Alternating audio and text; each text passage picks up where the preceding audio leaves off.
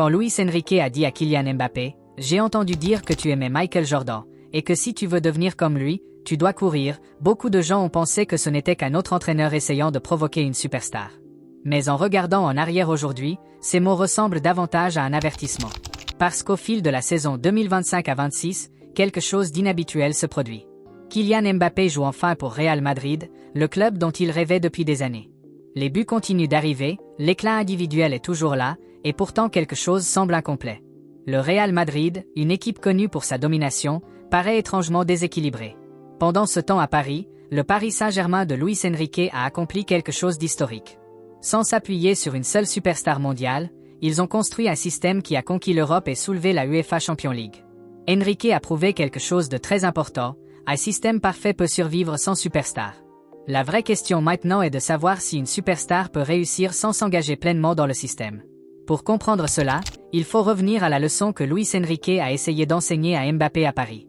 Pour Enrique, le football n'est pas simplement une question de talent. C'est une question de coordination. Chaque joueur doit bouger comme une partie de la même machine. Dans un moment célèbre d'un documentaire, Enrique a dit quelque chose de très direct à Mbappé. Il lui a expliqué que les jours où tu ne marques pas de but, tu dois devenir le meilleur défenseur sur le terrain. Il ne demandait pas à Mbappé de défendre comme un défenseur central. Il lui demandait de déclencher le pressing. Dans le football moderne, le premier défenseur est souvent l'attaquant.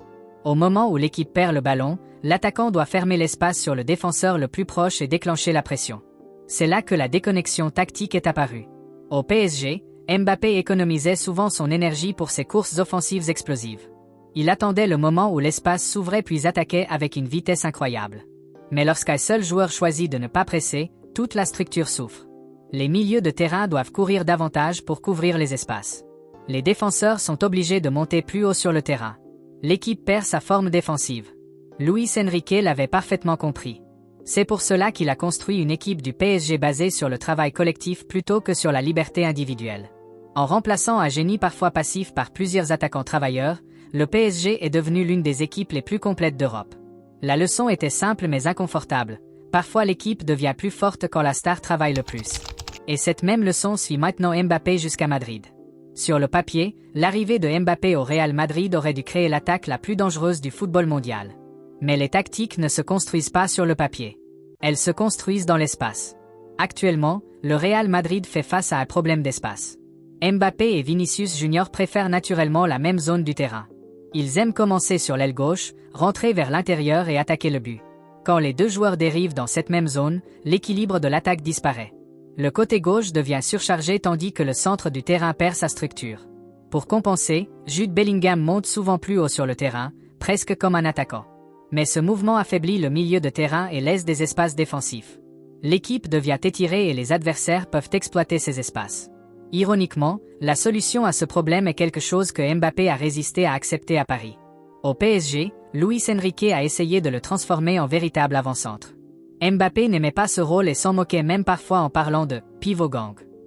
Mais au Real Madrid, accepter ce rôle pourrait être la clé de sa grandeur. Un grand attaquant du Real Madrid n'est pas seulement un finisseur. Il crée de l'espace pour les autres. Karim Benzema était un maître dans cet article. En décrochant et en attirant les défenseurs hors de position, il créait un immense espace pour Cristiano Ronaldo. Mbappé a le talent pour faire la même chose, mais cela exige un changement de mentalité. Au lieu de jouer seulement pour ses propres moments de génie, il doit commencer à façonner toute l'attaque. C'est là qu'un autre moment important de l'histoire de Mbappé est apparu. En juillet 2025, le Real Madrid a affronté le PSG en demi-finale de la FIFA Club World Cup. Sur le papier, l'effectif madrilène semblait plus fort. Mais sur le terrain, le système de Luis Enrique a complètement contrôlé le match. Le PSG a dominé la possession, pressé agressivement et bougé comme une seule unité. Chaque fois que Mbappé recevait le ballon, plusieurs joueurs l'entouraient immédiatement. Le PSG savait qu'une fois le ballon récupéré, les attaquants madrilènes ne poursuivraient pas immédiatement vers l'arrière. Le résultat a été brutal. Le PSG a battu le Real Madrid 4-0. C'était plus qu'une défaite. C'était une déclaration tactique. Luis Enrique avait construit une machine. Le Real Madrid avait assemblé des stars. Et à ce moment-là, la machine s'est révélée plus forte. Pour Mbappé, cela pourrait devenir un tournant. Michael Jordan était le plus grand marqueur du basket, mais il n'a gagné des championnats qu'après avoir accepté la défense et fait confiance au système collectif autour de lui. La même transformation pourrait maintenant être nécessaire dans le football. Si Mbappé veut atteindre le niveau des plus grands joueurs de l'histoire du Real Madrid, il doit évoluer. Le premier changement concerne le pressing. Il n'a pas besoin de défendre constamment pendant 90 minutes. Mais il doit sprinter immédiatement après avoir perdu le ballon. Ces 10 premiers mètres peuvent déterminer si l'adversaire s'échappe ou commet une erreur. Le deuxième changement est le sacrifice positionnel. En restant plus central et en occupant les défenseurs, Mbappé peut créer l'espace qui permet à Vinicius d'attaquer en 1 contre 1. Ce type de mouvement ne mène pas toujours à des buts pour Mbappé lui-même, mais il rend toute l'attaque plus dangereuse. Le troisième changement est d'accepter le système. Le Real Madrid est plus grand que n'importe quel joueur individuel. Les plus grandes légendes du club ont compris qu'elle faisait partie d'une structure collective. Cristiano Ronaldo a adapté son positionnement. Karim Benzema a transformé son rôle.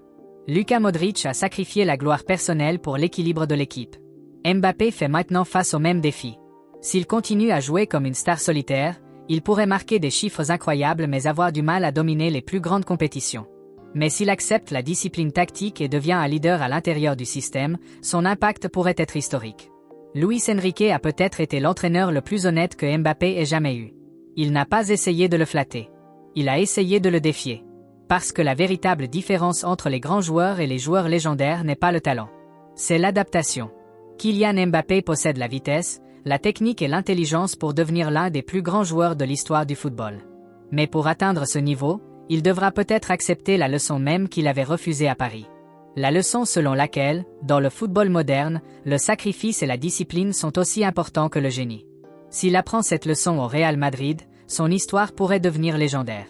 Et s'il ne l'apprend pas, l'avertissement de Luis Enrique pourrait continuer à résonner en arrière-plan de sa carrière.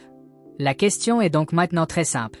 Luis Enrique essayait-il d'humilier Mbappé, ou de le préparer à la grandeur ?